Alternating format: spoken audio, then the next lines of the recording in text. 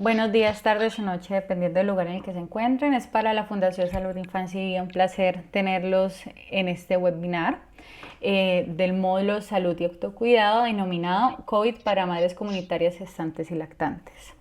Para nosotros es un placer presentar a la doctora Gladys Elena López López, quien será ponente del presente webinar. La doctora Gladys Elena López López es médica de la Universidad Nacional de Colombia. Realizó un posgrado en emergencias en la Universidad New York Medical College. Tiene un fellowship en medicina de emergencia internacional y un magíster en salud pública en promoción en salud internacional de la George Washington University.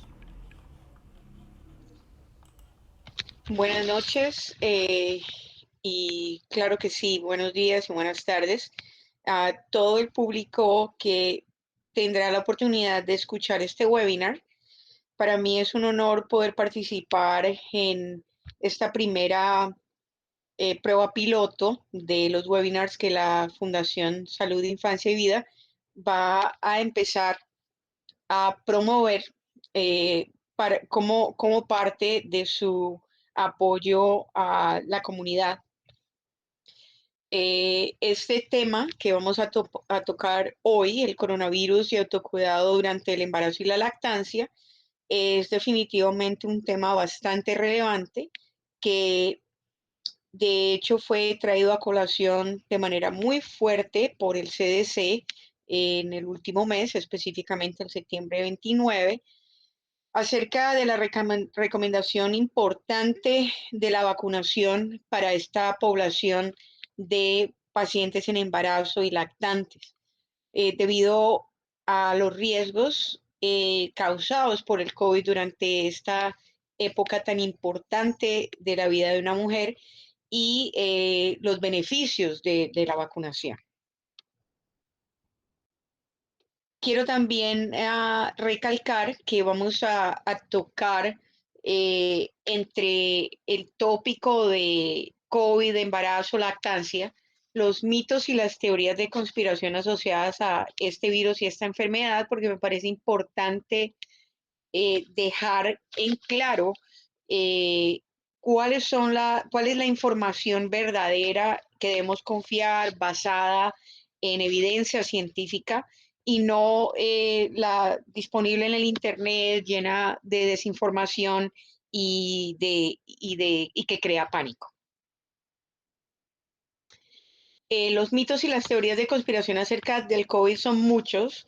Esta es una lista de las 10 más comunes. La fuente está precisamente en esta Alianza para la Ciencia creada por la Universidad Cornell en Nueva York, que básicamente eh, deja sin base todas estas teorías que están creando no solo desinformación, sino paranoia y desconfianza del público en general hacia lo que se ha logrado a través del último año y medio en términos del avance de la ciencia y sobre todo de la capacidad de vacunación y protección de esta vacuna para la población en general. Para mí es muy claro y yo desde muy pequeña he creído en la ciencia que muchas de estas teorías lo único que tratan es llamar la atención, pero al final y al cabo no tienen nada de base. Por ejemplo, esta que dice que el 5G es el culpable del COVID, no entiendo cómo una persona pueda pensar que a través de ondas electromagnéticas un virus se pueda transmitir, o que Bill Gates quería vacunar a todo el mundo porque en una conferencia de 1981 dijo que iba a haber una pandemia en el futuro, y esto no es una idea que solamente Bill Gates había reiterado. La verdad es que en las últimas 2 décadas para nadie ha sido una, una mentira que íbamos a tener una pandemia mundial, lo cual no sabíamos qué tipo, sabíamos que lo más probable era que iba a ser un virus, pero la verdad se ha dicho es que la parte de un desastre biológico siempre estuvo en la mente de aquellos que hemos estudiado la ciencia desde hace al menos 2 décadas. Echarle la culpa a Bill Gates me parece completamente fuera de fase y de nuevo, si ustedes van a esta fuente, van a encontrar las pruebas científicas de cómo todas estas teorías no tienen ninguna base. Vamos para hacer este webinar más interactivo, quiero hacerles preguntas de verdadero o falso respecto a estas teorías y estas ideas que nos han creado temor y desconfianza respecto a lo que sabemos del COVID. Se ha dicho que los suplementos de vitaminas y minerales son la cura del COVID-19 y en general pues no lo son solamente básicamente un suplemento como siempre lo ha sido y el bienestar nutricional es un tema y una parte importante de cómo el cuerpo humano pelea en contra no solamente de virus, sino del cáncer y otras, y en general otras enfermedades. Así que es importante tener en cuenta que tener vitaminas C, D, zinc como suplementos de la nutrición, pues es importante, pero no es el tratamiento del COVID o la cura del COVID. Es también importante diferenciar que el SARS-CoV-2 es un virus y ese es el nombre del virus y el COVID-19 o la COVID-19 es la enfermedad. La he escuchado nombrar como la o el, yo pienso que es una preferencia personal y vamos a hablar un poco acerca de las ideas básicas el conocimiento básico que tenemos de este virus.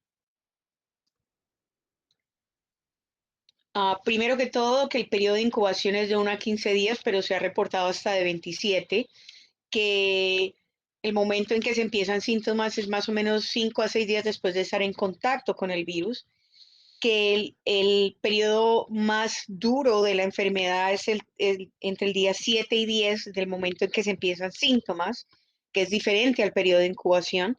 Y el modo de transmisión, pues es aerosol a través de contacto y de fomites, que fomites es básicamente esos elementos que han estado en contacto con el enfermo y que básicamente pueden estar infectados como Kleenex, pañuelos, sábanas, ropa del paciente.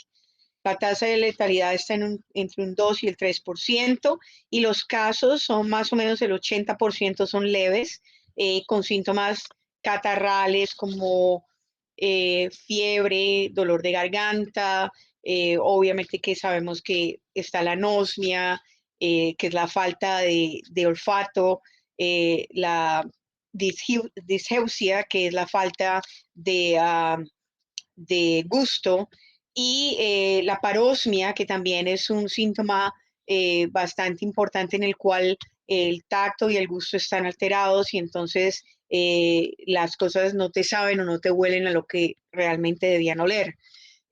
Con esta nueva cepa delta hemos encontrado que los síntomas gastrointestinales son incluso más predominantes que al principio de la pandemia. Al principio eran un tercio. Ahora yo diría que al menos el 50% de los pacientes tienen síntomas gastrointestinales y hemos visto pacientes que solo tienen síntomas gastrointestinales con esta nueva cepa. Los casos severos son alrededor de un 14% y los severos básicamente son en general aquellos que requieren hospitalización y los críticos un 5%.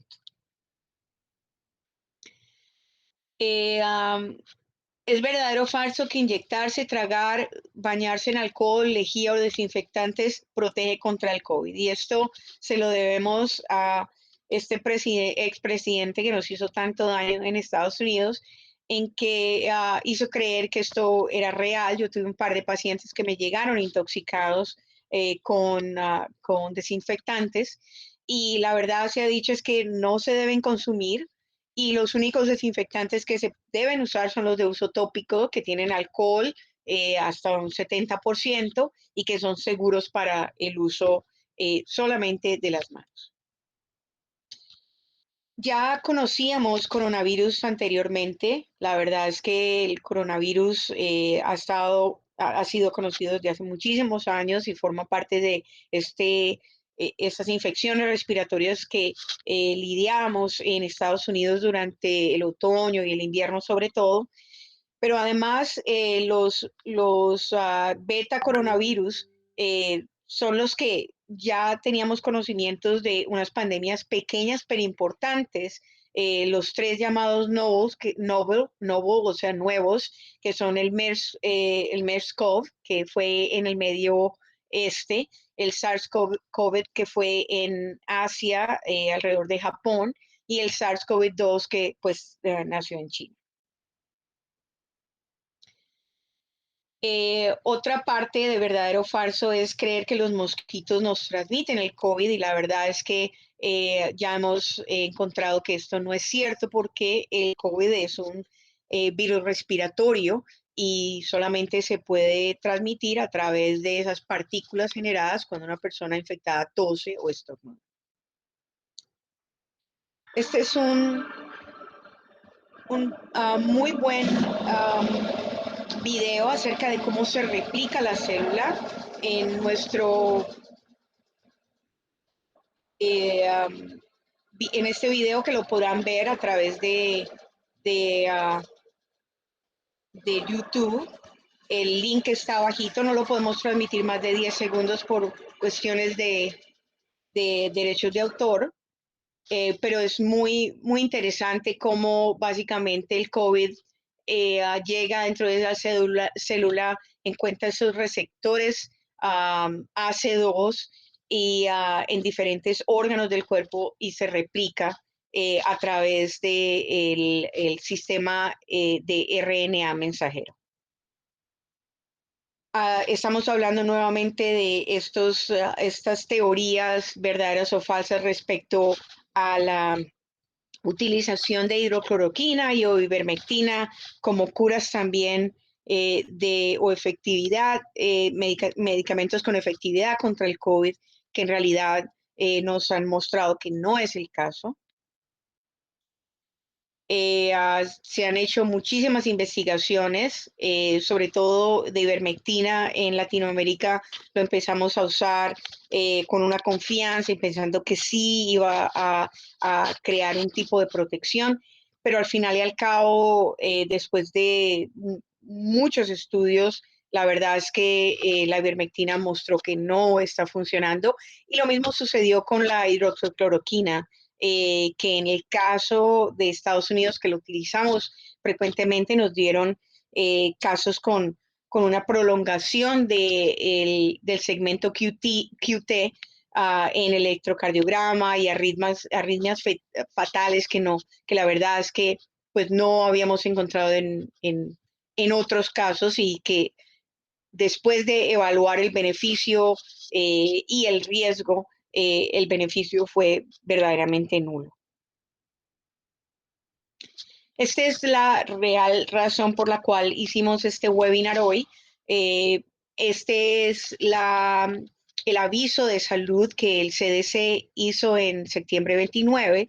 Nos deja saber que la enfermedad se presenta en igual porcentaje que en pacientes no gestantes, pero que desafortunadamente los pacientes hospitalizados, en un 97% que están embarazadas, no estaban vacunadas, y al no estar vacunada hay más posibilidad de enfermedad severa, de mortalidad materna y fetal, de prematuridad y de admisión del bebé a la unidad de cuidado intensivo. La parte de la enfermedad severa está muy relacionada a los cambios patofisiológicos que suceden durante el embarazo, que lo veremos en la siguiente diapositiva, y que estaré hablando más a fondo de ello. Las mujeres latinas y afroamericanas durante este estudio de la CDC estuvieron aún más a riesgo de estas complicaciones durante el embarazo, y pues en Colombia nosotros tenemos esos genes mestizos, mulatos y obviamente africanos, que nos hace estar más a riesgo. Además, que la parte de que las mujeres latinas y afroamericanas en Estados Unidos tuvieran más riesgo está relacionado también con la parte nutricional de estas poblaciones que de igual manera en Colombia se ven afectadas por ese mismo tipo de problemas, la parte de la buena nutrición. En un 1 a 4% de las madres embarazadas transmitieron el COVID a sus neonatos. En un principio se pensaba que el COVID no podía pasar la placenta, pero este estudio nos deja saber que al menos 1 a 4% de los niños nacen positivos, nacen con el virus, y los otros neonatos se infectan con la mamá positiva durante el periodo de lactancia. Esta diapositiva y otra más están sacadas del Ministerio de Salud de Chile, de una presentación que se hizo acerca de por qué la vacunación y el tratamiento especial de las pacientes gestantes y de lactancia es importante. Y mencionaron precisamente lo que les comentaba anteriormente, los cambios patofisiológicos que hay durante el embarazo que causan que el COVID te ponga más a riesgo para complicaciones. Entonces, la parte del aumento progresivo del volumen cardíaco, de la permeabilidad vascular, del gasto cardíaco en reposo, del volumen sanguíneo y en general, de la, la, la la capacidad de hipercoagulabilidad durante el embarazo, que es un síndrome que se conoce que el embarazo puede causar, pues obviamente que va de la mano con los daños endoteliales y vasculares que el COVID causa. Como se puede ver en el video de cuando hay la captación de la proteína viral de la célula humana, una de las proteínas que más está en contacto con el COVID, de hecho, que lo deja entrar dentro de la célula se llama el AC2. Y AC2 es básicamente una proteína que está muy ligada con la parte endotelial y de hipertensión del ser humano. Entonces, si juntamos estos factores fisiopatológicos del embarazo con los daños endoteliales que causa el COVID, que causa no solamente, nos creó una nueva palabra en medicina, no sabíamos de algo que se llamaba endotelitis, que es la inflamación del endotelio, que es básicamente la mucosa de todos los vasos sanguíneos del cuerpo, y la capacidad de crear trombosis, más la parte hipercoagulable del embarazo, pues obviamente que crean una combinación que no es la más favorable para el paciente en embarazo. Respecto al COVID y la lactancia, en un principio se pensó que las mamis lactantes, cuando fueran COVID positivas, debían ser separadas del bebé para básicamente tener menos capacidad de transmisión del virus al bebé.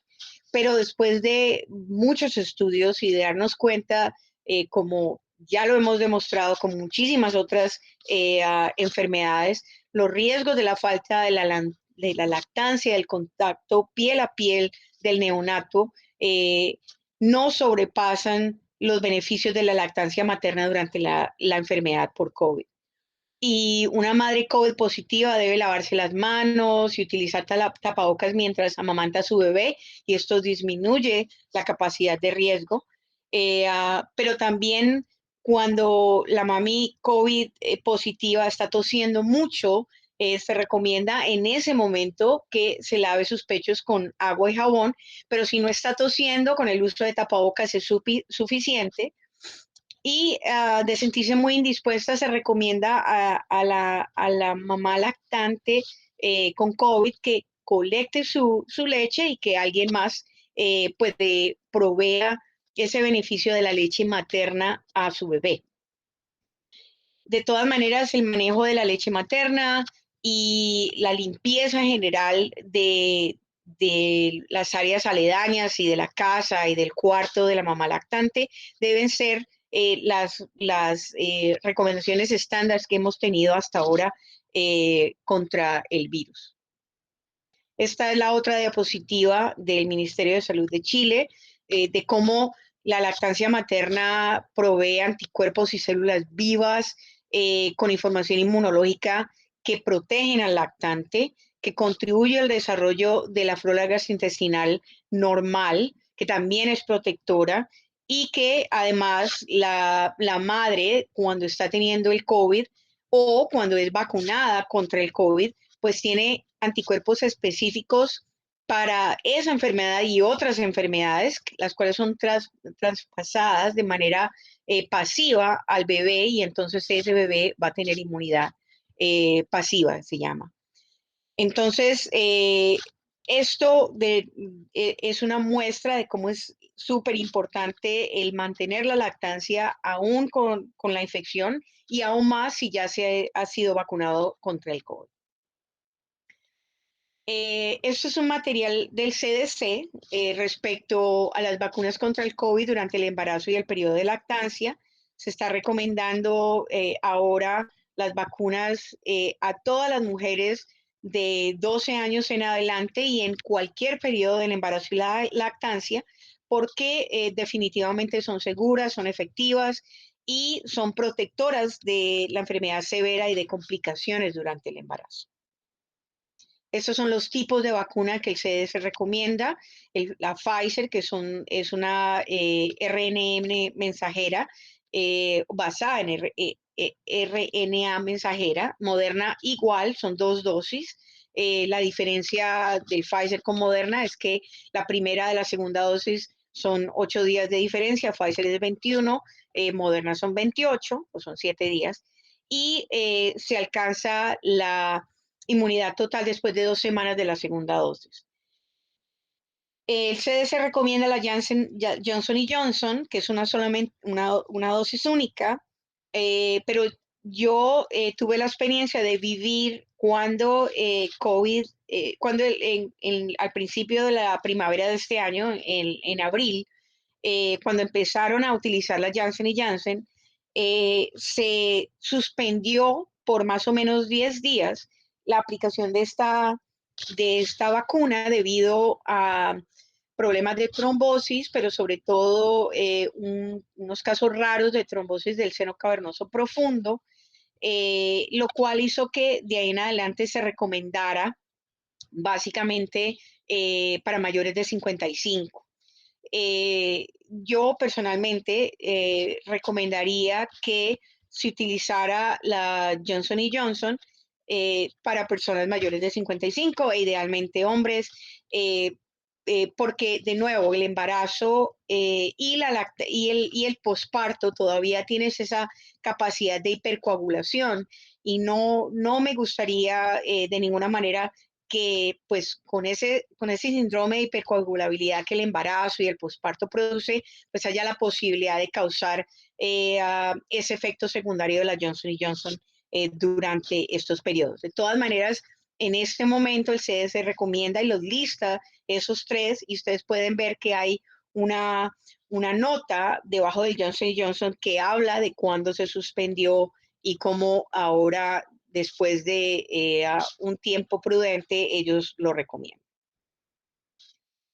Hay una forma importante después de ser vacunado de registrarse, no solamente para pacientes en embarazo, sino cualquier persona que ha recibido la vacuna, si tiene algún tipo de efecto secundario, así sea un dolor de cabeza pequeño, un poquito de fiebre, un poco de dolor de músculos, que son los más frecuentes, deben registrarse a este website que está disponible aquí en la presentación y reportarlos, porque de esta manera podemos crear este registro y en los siguientes años, 2, 5 años, vamos a tener un conocimiento mucho mayor de todos los efectos secundarios y en realidad del porcentaje de efectos secundarios de acuerdo a todas las personas. Las vacunas contra el COVID son seguras durante el embarazo y la lactancia, es verdadero. Y los datos disponibles muestran que durante el embarazo ha sido segura en más de 139,000 mujeres en Estados Unidos. Y estos datos han sido recopilados por Pfizer y Moderna. Y respaldan definitivamente que es importante utilizarlo para disminuir los efectos severos de una enfermedad severa del COVID. En un estudio en Israel, básicamente el riesgo de infección de las pacientes embarazadas se redujo en un 78%. Y esto es importante. Yo pienso que si la vacuna no solamente me protege contra la infección severa, sino que también me protege contra el riesgo de infección, pues es lo súper ideal en una vacuna. Y esta fue uno de los estudios que mostró y hizo que CDC recomendara aún más que la gente se adhiriera a esta posibilidad de vacunación, ya que en este momento la población en embarazo y lactante son los menos vacunados en Estados Unidos. Los anticuerpos contra el COVID atraviesan la placenta, no los componentes de la vacuna. En algún momento hubo una preocupación porque los elementos de la vacuna traspasaran la placenta y llegaran al bebé para crear el genoma del bebé, y obviamente que esto es falso. Lo que es verdadero es que no pasan la placenta y, y básicamente, de nuevo, el bebé va a tener la capacidad de generar anticuerpos a través de la capacidad de los anticuerpos que sí pueden pasar a la placenta, pero no la vacuna.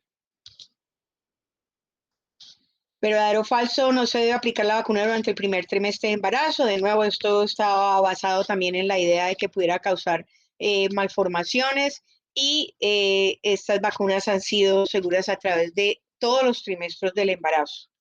Las vacunas contra el COVID son seguras. Este es un estudio de la New England Journal of Medicine que fue hecha en este mes, en octubre 14, en la cual muestran la cantidad y la incidencia de abortos de acuerdo a la semana, que lo que mostró básicamente es que es exactamente el mismo porcentaje con pacientes que no han recibido ninguna vacuna. Verdadero o falso, las mujeres en periodo de lactancia deben esperar para vacunarse contra el COVID, y esto es falso. Las mujeres que amamantan deben recibir la vacuna y los anticuerpos protectores estimulados por la vacuna pueden pasar a través de la leche materna y ayudar a proteger el bebé de los virus dañinos. Verdadero o falso, las vacunas contra el COVID causan infertilidad. Esto estaba también basado en la idea de que se necesitaba cierta proteína que la vacuna básicamente interactuaba para crear obviamente la placenta. Y bueno, se han hecho investigaciones y esto se ha mostrado que se ha desmentido. Es falso que causan infertilidad. Este es el estudio principal en el cual se basó también la recomendación de la CDC en junio 17 del 2021 por el New England Journal acerca de la seguridad del uso de las vacunas de RNA mensajero en pacientes embarazadas. ¿Verdadero o falso? Las vacunas contra el COVID no causan malformaciones congénitas. Este mito lo traje a colación precisamente porque una de las fundadoras de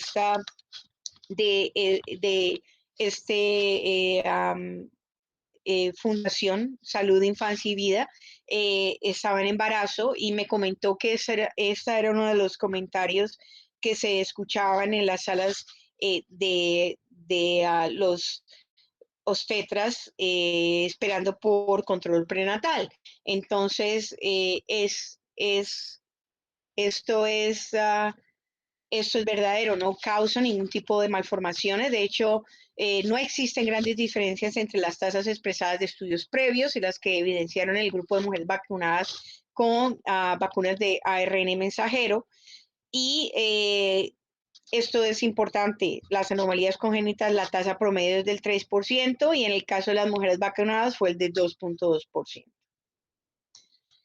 En resumen, se puede prevenir una enfermedad severa en la gran mayoría de los casos con la vacunación a los pacientes en embarazo y en lactancia. Entonces es importante eh, ponerse la vacuna y en todo caso, o sea, el uso de la vacunación contra el COVID es precisamente prevenir la enfermedad severa y bueno, más en el embarazo para obviamente evitar complicaciones tales como muertes en útero, preeclampsia, hipertensión severa, coagulopatía, muerte materna y obviamente que tu bebé termine en la unidad de cuidados intensivos.